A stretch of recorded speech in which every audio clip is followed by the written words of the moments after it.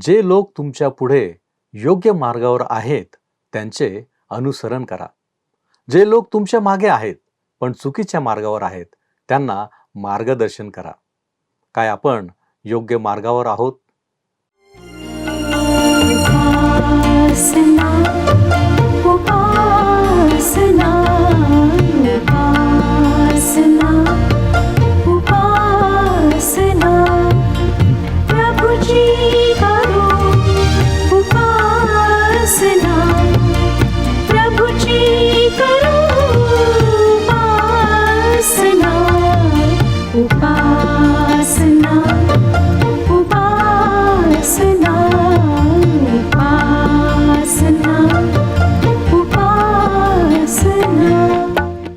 ख्रिस्तामधील प्रिय बंधू आणि भगिनींनो, उपासना कार्यक्रमामध्ये आपले हार्दिक स्वागत. प्रियांनो, या जगामध्ये जगणारा प्रत्येक जण याच जगातील कोणाला तरी आपल्या स्वतःसाठी महत्त्वाचे मानतो आणि त्या व्यक्तीबाबतच्या सर्व गोष्टी आत्मसात करू लागतो.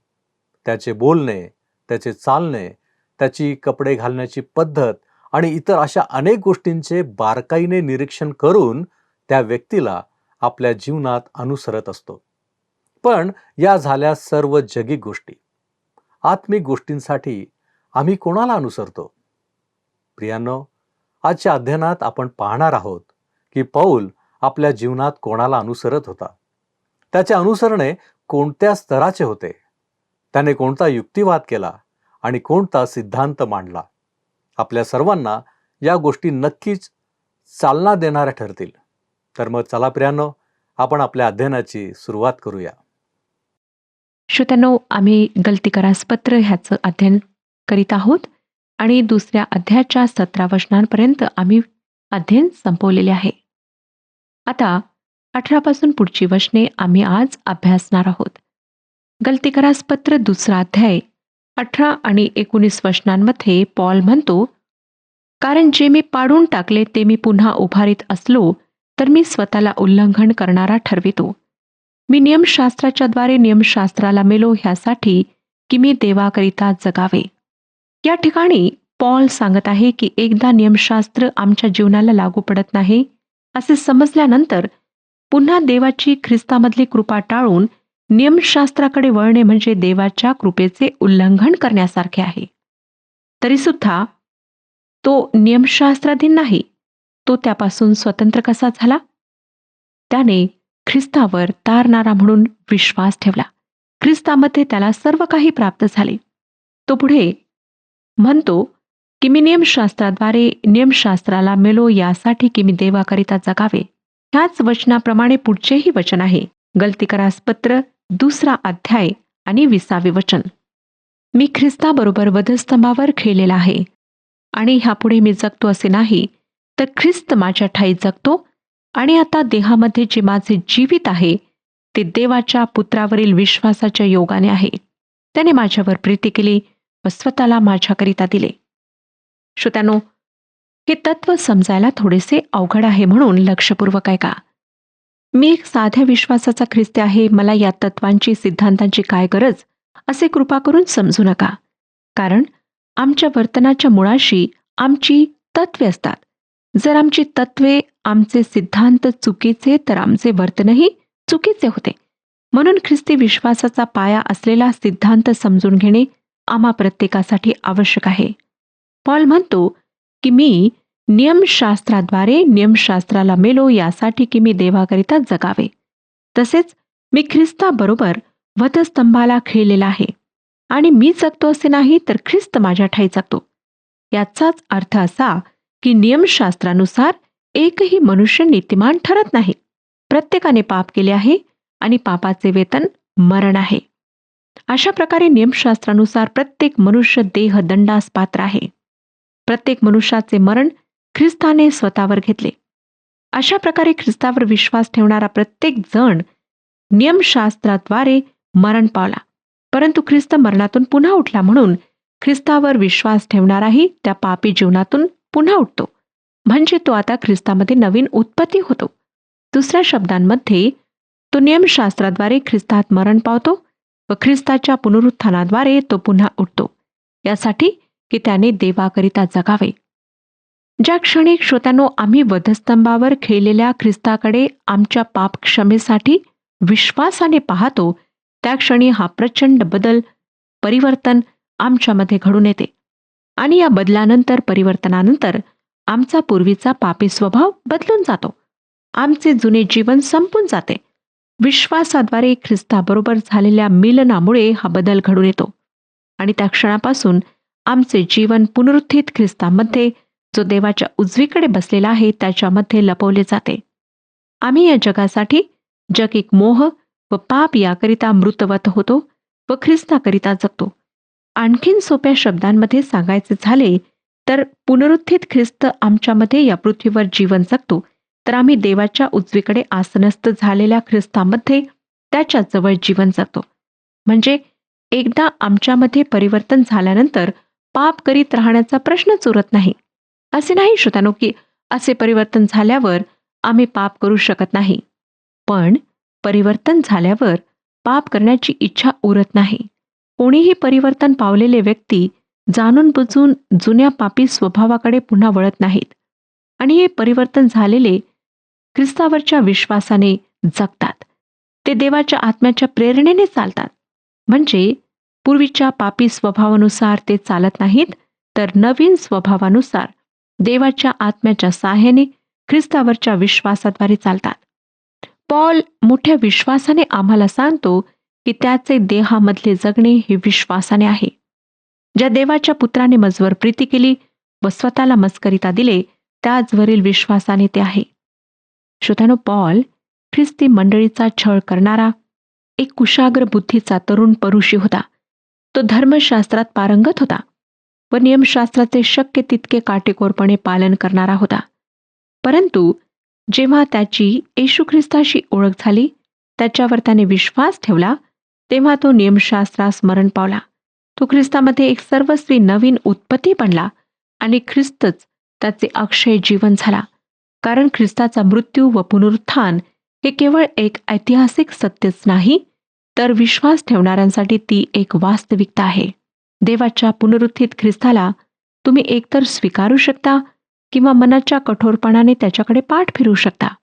परंतु त्यावरूनच तुमचे सार्वकालिक जीवन कसे असेल ते ठरणार आहे.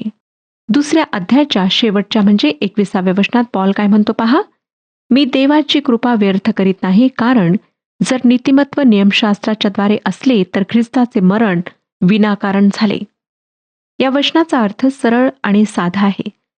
मानवाचे तारण जर एखाद्या धर्माच्या स्थापनेने किंवा नियमशास्त्राच्या पालनाने झाले असते तर परात्पर परमेश्वराने तसे होऊ दिले असते. परंतु ते शक्य नाही. मानवाच्या मुक्तीसाठी एकच मार्ग होता, तो म्हणजे त्याच्या पापांसाठी निष्पाप, निष्कलंक असा यज्ञ अर्पण करणे किंवा निष्पाप व्यक्तीने प्रायश्चित करणे.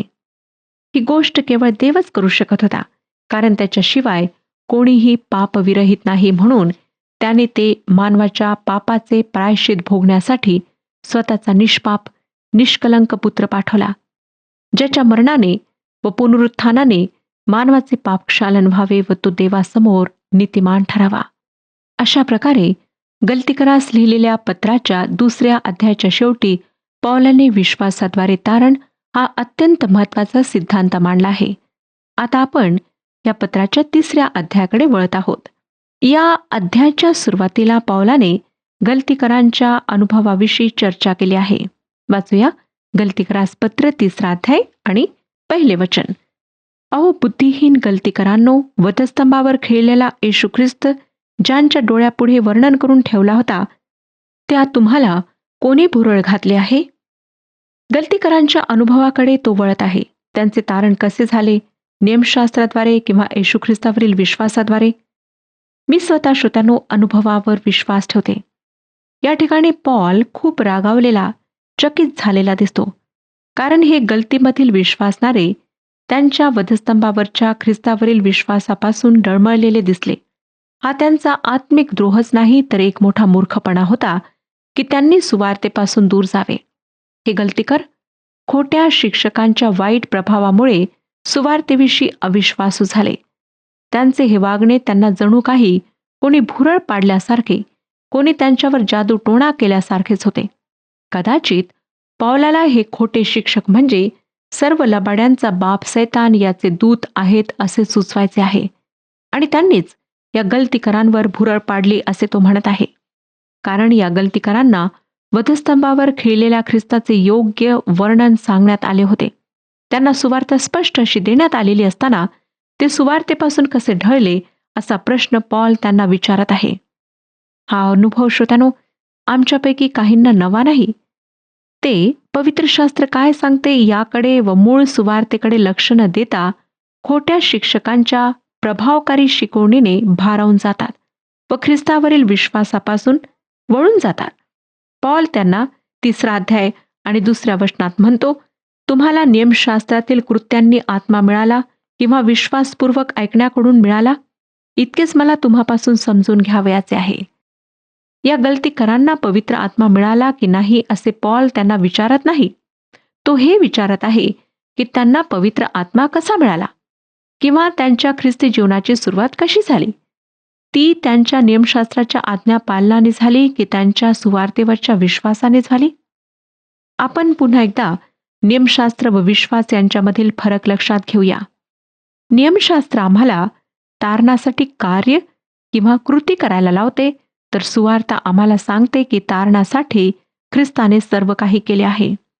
नियमशास्त्र मानवी कर्तृत्वाची अपेक्षा करते, तर सुवार्ता ख्रिस्ताच्या कर्तृत्वावर विश्वास ठेवायला लावते. नियमशास्त्र आज्ञा करते व आज्ञा पालन करायला लावते, तर सुवार्ता आम्हाला अभिवचने देते आणि त्या अभिवचनांवर विश्वास ठेवायला लावते. अशा प्रकारे श्रोत्यानो, नियमशास्त्र व सुवार्ता एकमेकांशी परस्पर विरोधी आहेत. आता या संदर्भामध्ये पॉल या गलतीकरांना प्रश्न विचारत आहे की परमेश्वराने त्यांना त्यांच्या नियमशास्त्राच्या पालनामुळे पवित्र आत्मा दिला की त्यांनी येशूच्या सुवार्तेवर विश्वास ठेवल्याने त्यांना पवित्र आत्मा दिला व त्यांच्या ठायी महत्कृत्य केली. आणि अर्थातच या प्रश्नाचे उत्तर आहे की त्यांनी केवळ सुवार्तेवर विश्वास ठेवल्याने देवाने त्यांना पवित्र आत्मा दिला.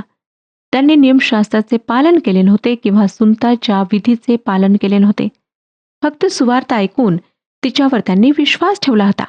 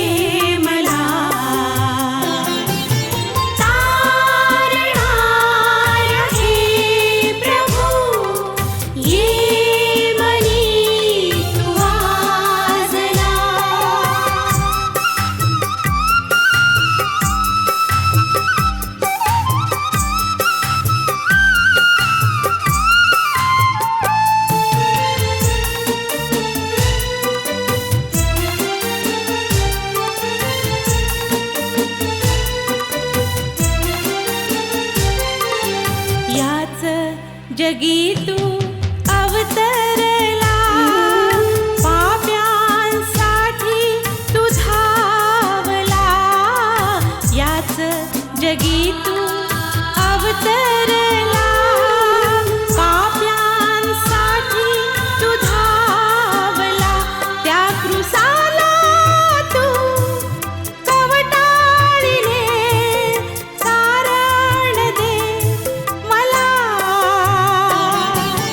तारण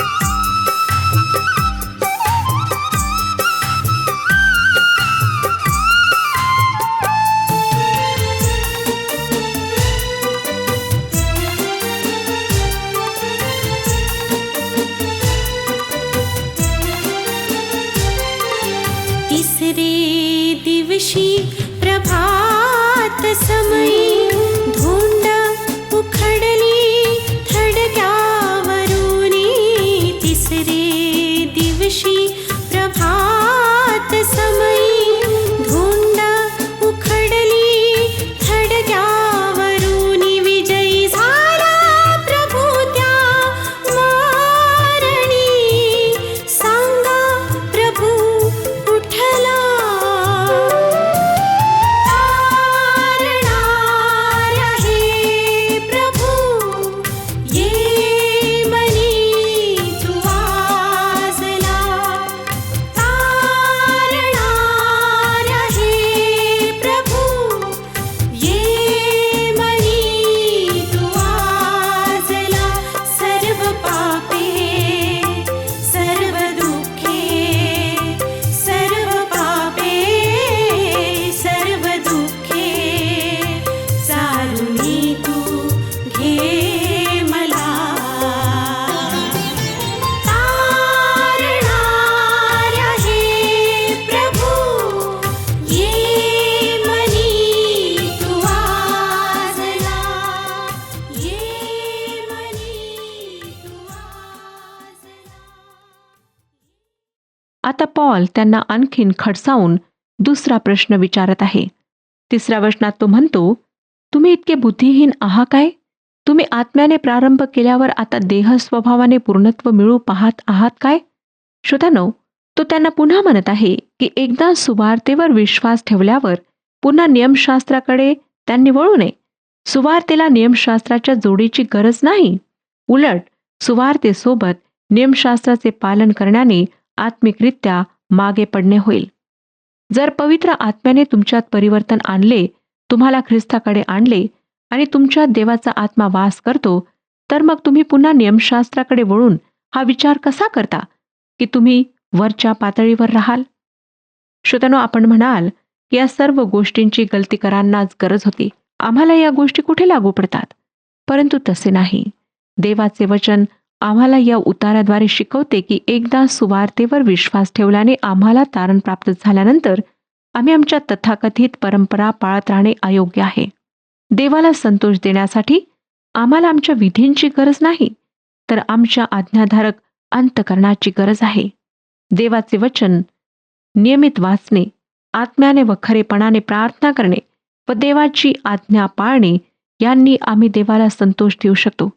तसेच देवाच्या वचनापासून गलतीकरांना जसे भरकटण्यात आले होते, तसे आमचेही होण्याची शक्यता असल्याने तशा खोट्या शिक्षकांपासून सावध राहण्याची आम्हाला गरज आहे. 3रा अध्याय आणि 4थ्या वचनात तो म्हणतो, तुम्ही इतकी दुःखे सोसली हे व्यर्थ काय? त्याला व्यर्थ म्हणावे कसे? पॉल त्याला विचारतो की जे दुःख तुम्ही सहन केले आहे, काय तुम्ही व्यर्थ जाऊ देणार?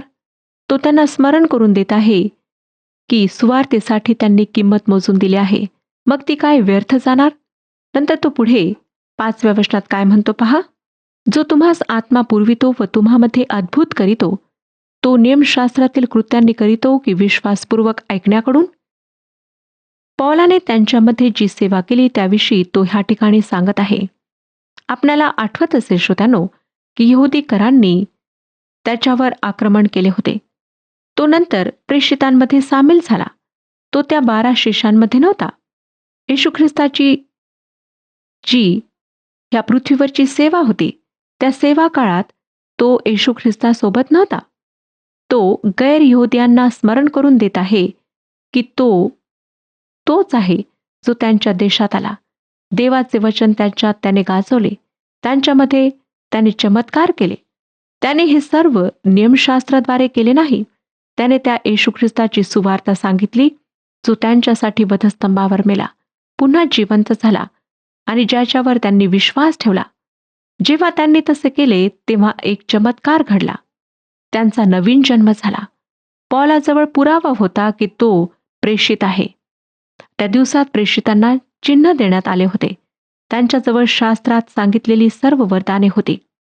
पौलाने आजाऱ्यांना बरे केले, मृतांना जिवंत केले, पेत्राने सुद्धा हे केले. आणि त्या काळात प्रेषितांची हीच चिन्हे होती. श्रोत्यानो, मला माहीत नाही की आपणाला ह्या गोष्टी माहीत आहेत किंवा नाही, प्रेषितांनी आम्हाला देवाचे वचन दिले. आमच्याजवळ जो विश्वास आहे तो येशू ख्रिस्त जो कोनशिला आहे त्याच्यावर रचल्या गेला आहे आणि हा विश्वास प्रेषित व संदेष्टांनी बांधलेल्या मजबूत पायव्यावर आधारित आहे. जो प्रचार ते करीत होते त्याच्या सत्यतेचा पुरावा म्हणजे त्यांनी केलेले चमत्कार होते. त्यांना चिन्हांचे वरदान मिळाले होते. ह्या ठिकाणी जी महत्वाची गोष्ट आहे ती ही की पॉल त्यांच्याकडे नियमशास्त्र शिकविणारा परुषी म्हणून आला नाही, परंतु एक येशू ख्रिस्ताची सुवार्ता सांगणारा प्रेषित म्हणून आला. हेच ह्या लोकांनी अनुभवले आणि पॉल त्यावर निर्भर राहिला. गलतीकरांचा अनुभव विश्वासाच्या द्वारे नीतिमत्व हा होता हे आम्ही पाहिले. या भागात तो पवित्र आत्म्याचा उल्लेख 3 वेळा करतो. तो त्यांना स्मरण करून देतो की त्यांना नियमशास्त्राद्वारे आत्मा मिळाला नाही. पवित्र आत्मा परिवर्तनाचा पुरावा आहे. सुवार्ता खरी आहे, मग गलतीकरांचा किंवा दुसऱ्या कोणाचा अनुभव काहीही असो, ती जे काही ख्रिस्ताने केले त्याच्याशी संबंधित आहे. अनुभव सुवार्तेला बळकटी आणतो, सिद्ध करतो आणि हेच पॉल ह्या ठिकाणी दर्शवित आहे. सुवार्ता पर्याप्त आहे, अनुभव तिला पक्के करतो. विश्वासाने न्यायपण या सिद्धांतासाठी इथून पुढे पौलाने अब्रामाचे उदाहरण दिले आहे. 6वं वचन वाचूया.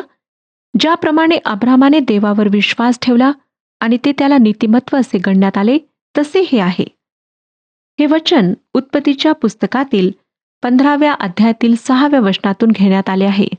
हेच वचन रोमकरासपत्र 4था अध्याय आणि 3ऱ्या वचनामध्ये पुन्हा सांगण्यात आले आहे. या वचनाची थोडीशी पार्श्वभूमी आपण आता पाहूया.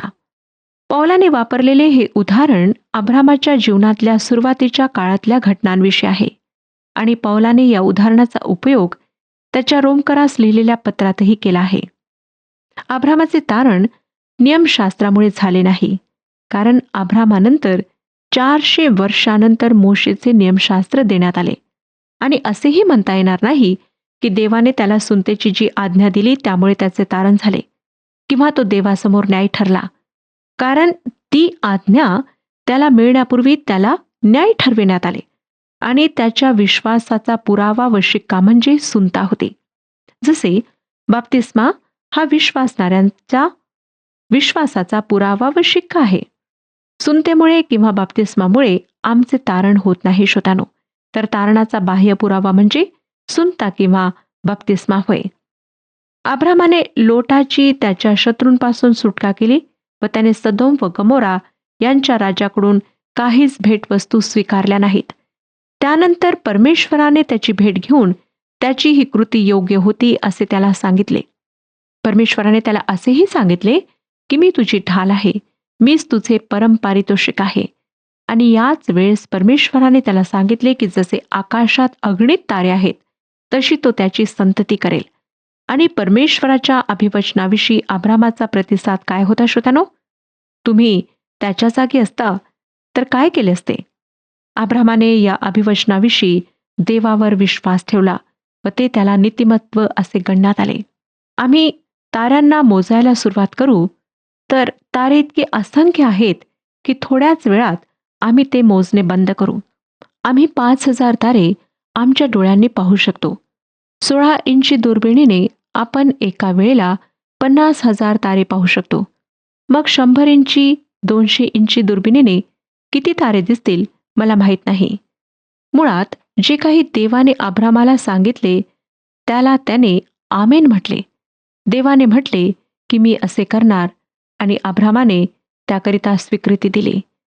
श्रोत्यानो, आमचा परमेश्वर हा महान परमेश्वर आहे आणि जी अभिवचने तो देतो ती अभिवचने तो पूर्ण करतो.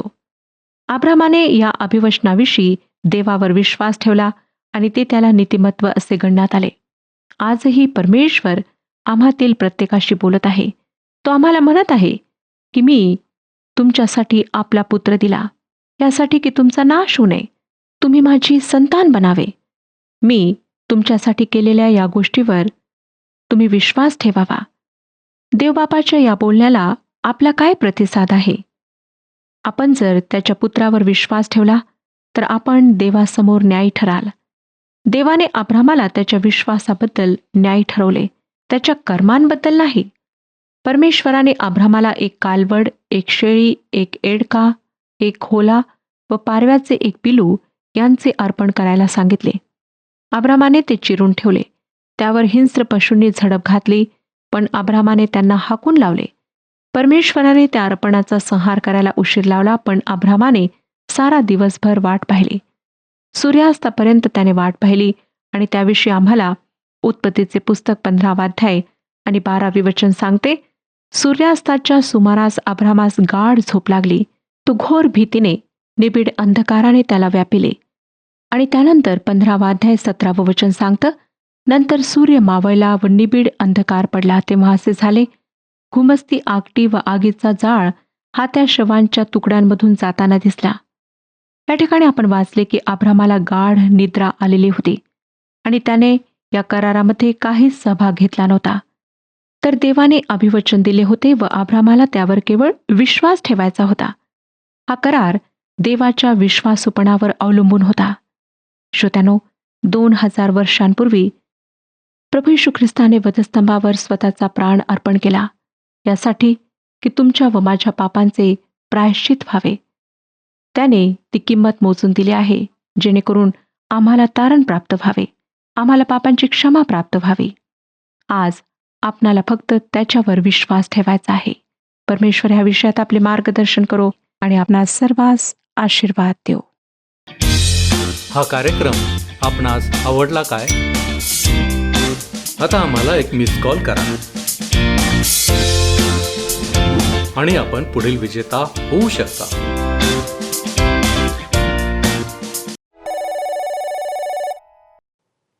प्रियांनो, आम्ही पाहिले की पौलाने म्हटले आहे, मी ख्रिस्ताबरोबर वधस्तंभावर खेळलेला आहे आणि यापुढे मी जगतो असे नाही, तर ख्रिस्त माझ्या ठायी जगतो.